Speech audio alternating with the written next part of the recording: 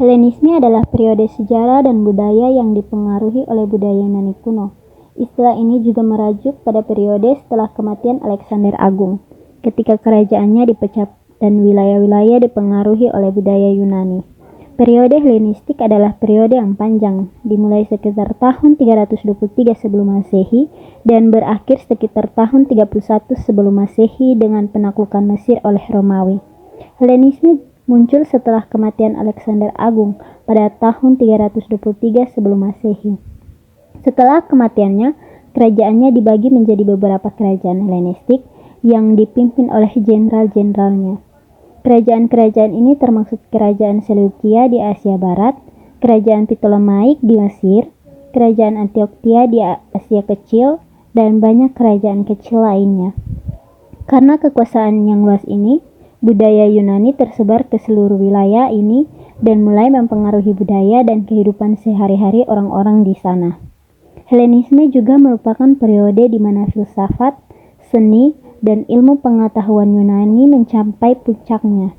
Di bawah perlindungan raja-raja Helenistik, para filsuf, seniman, dan ilmuwan Yunani dapat bekerja dan mengembangkan ide-ide baru. Banyak karya sastra, seni visual, arsitektur, dan ilmu pengetahuan yang berasal dari periode ini masih dipelajari dan dipengaruhi kebudayaan kita hingga hari ini.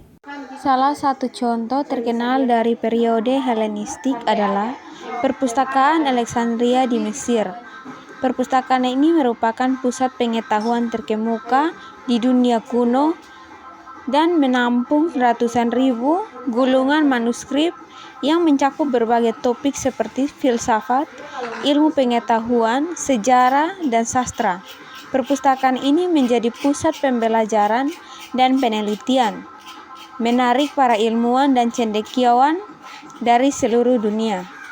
Helenisme juga mencakup penciptaan kerajaan-kerajaan yang kuat dan berpengaruh di wilayah-wilayah yang dulunya merupakan bagian dari Kekaisaran Alexander. Kerajaan-kerajaan ini memperluas wilayah kekuasaan mereka, membangun infrastruktur, dan mengembangkan perdagangan dan interaksi budaya antara orang-orang dari berbagai latar belakang. Seiring berjalannya waktu, hubungan antara budaya Yunani dan budaya setempat menghasilkan campuran unik dari kebiasaan, tradisi, dan gagasan yang merupakan ciri khas dari periode Helenistik. Namun, Helenisme juga merupakan periode konflik dan perang antara kerajaan-kerajaan Helenistik yang berusaha memperluas wilayah kekuasaan mereka dan mempertahankan kekuasaan mereka terhadap invasi dari luar.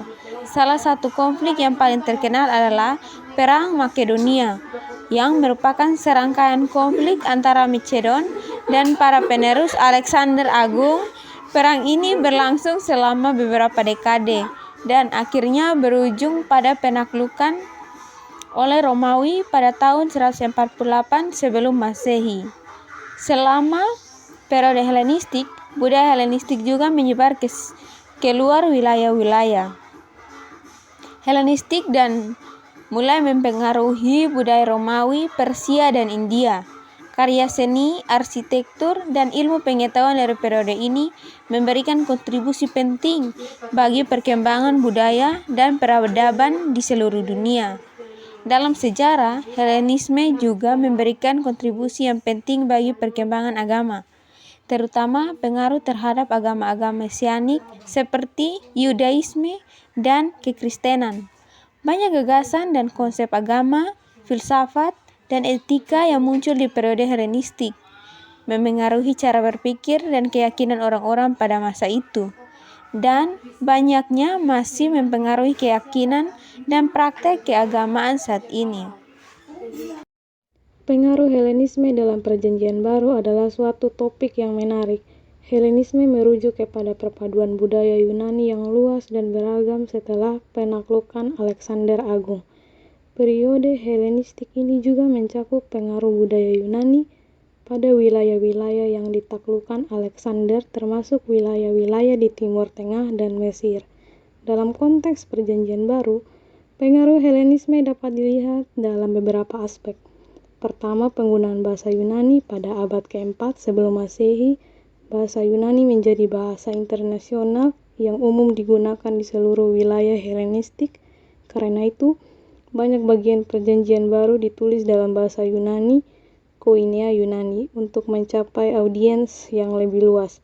Kedua, pemikiran, filosofis, dan budaya Helenisme turut memberi pengaruh pada pemahaman dan penyampaian ajaran dalam Perjanjian Baru.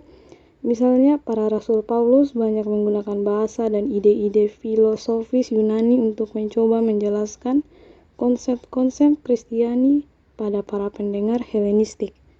Selain itu, pola pikir Helenistik juga mengaruh cara Perjanjian Baru ditulis dan disusun. Struktur negatif, pemilihan kata-kata, dan penggunaan retorika dalam Perjanjian Baru tercermin dari pengaruh budaya Helenistik pada masa itu. Namun, meskipun pengaruh Helenisme dapat dilihat dalam banyak aspek Perjanjian Baru, para sarjana masih memperdebatkan sejauh mana pengaruh ini mempengaruhi teologi dan pikiran Kristen yang tertuang dalam Perjanjian Baru. Sebagian berpendapat bahwa pengaruh ini terdapat membentuk memahami konteks budaya dalam menyebarkan ajaran Kristen, sementara yang lain berpendapat bahwa ajaran-ajaran Kristen yang unik dapat dibedakan dari konteks budaya Helenistik.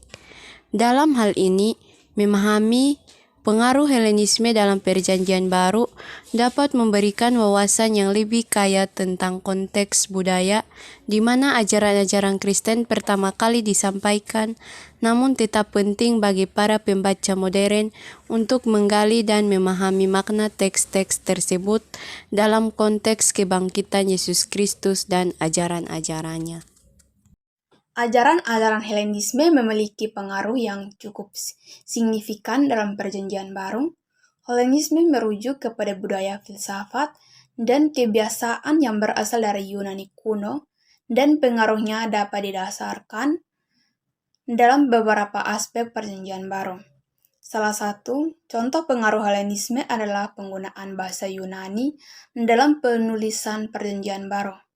Pada abad pertama Masehi, bahasa Yunani Koine menjadi bahasa umum yang digunakan di wilayah Kekaisaran Romawi, mencakup daerah-daerah di mana ajaran-ajaran Kristen disebarkan. Sebagian besar kitab Perjanjian Baru, seperti Injil, surat-surat Rasul, dan kitab-kitab lainnya, telah ditulis dalam bahasa Yunani. Penggunaan bahasa ini memungkinkan pesan Kristen disebarkan lebih luas dan lebih mudah dipahami oleh masyarakat yang berpengaruh oleh budaya dan Helenistik. Selain itu, pengaruh Helenisme terlihat dalam penggunaan istilah dan konsep-konsep filosofis Yunani dalam penyampaian ajaran-ajaran Kristen.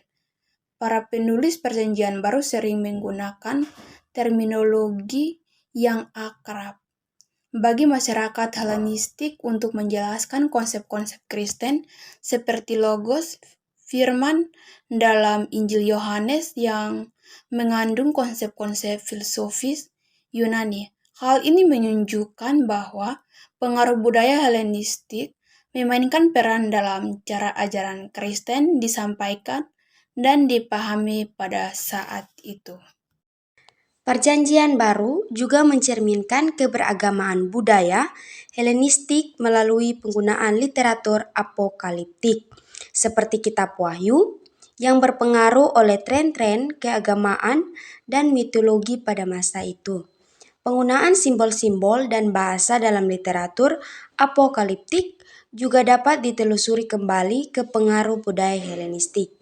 Namun demikian, pengaruh Helenisme dalam Perjanjian Baru juga menimbulkan perdebatan terkait sejauh mana ajaran-ajaran Kristen diwarnai oleh budaya Helenistik. Ada pendapat yang berpendapat bahwa ajaran Kristen memiliki prinsip-prinsip yang unik dan terpisah oleh konteks budaya Helenistik.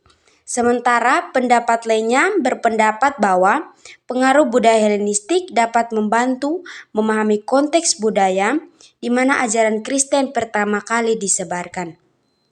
Dalam konteks ini, penting untuk memahami bahwa meskipun ada pengaruh Helenisme dalam Perjanjian Baru, pesan utama dari ajaran Kristen tetap berfokus pada kehidupan, karya, dan ajaran Yesus Kristus, serta prinsip-prinsip moral dan spiritual yang bersifat universal. Oleh karena itu, meskipun pengaruh budaya Helenistik dapat memberikan konteks yang lebih kaya untuk memahami Perjanjian Baru, inti dari kebenaran dan ajaran Kristen tetap bersifat universal dan berlaku bagi semua budaya dan zaman.